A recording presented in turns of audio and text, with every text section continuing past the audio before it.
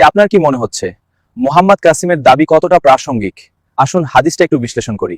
আবু হুরায়রা রাদিয়াল্লাহু তাআলা আনহু থেকে বর্ণিত, তিনি বলেন, রাসূলুল্লাহ সাল্লাল্লাহু আলাইহি ওয়াসাল্লাম ইরশাদ করেছেন, খোরাসান থেকে কালো পতাকাগুলো বের হবে, কোনো কিছুই সেগুলোকে প্রতিহত করতে পারবে না যতক্ষণ না সেগুলোকে ইলিয়াতে উত্তোলন করা হয়। তাখরুজু মিন খোরাসান রায়াতুন সুদুন লা ইয়ারুদ্দুহা শাইউন হাত্তা তুনসাবা ইলিয়া। শব্দার্থ বিশ্লেষণ। ১ তখরুজু বের হবে বা নির্গত হবে। ২ মিন খোরাসানা খোরাসান অঞ্চল থেকে। ৩ রয়াতুন সুদুন কালো রঙের পতাকাগুলো। ৪ লা ইয়ারুদ্দুহা শাইউন কোনো শক্তি বা বাধা একে রুখতে পারবে না। ৫ তুনসদা স্থাপন করা হবে বা উত্তোলন করা হবে।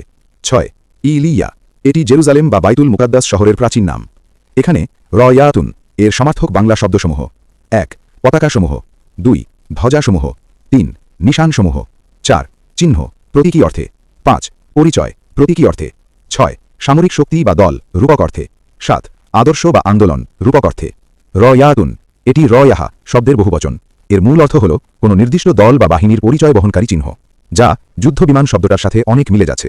এবং সুদুন এর বাংলা শব্দার্থসমূহ: ১ কালো রঙের নাম, ২ কৃষ্ণ সংস্কৃত মূল শব্দ, ৩ অন্ধকারাচ্ছন্ন আলোর অভাবযুক্ত।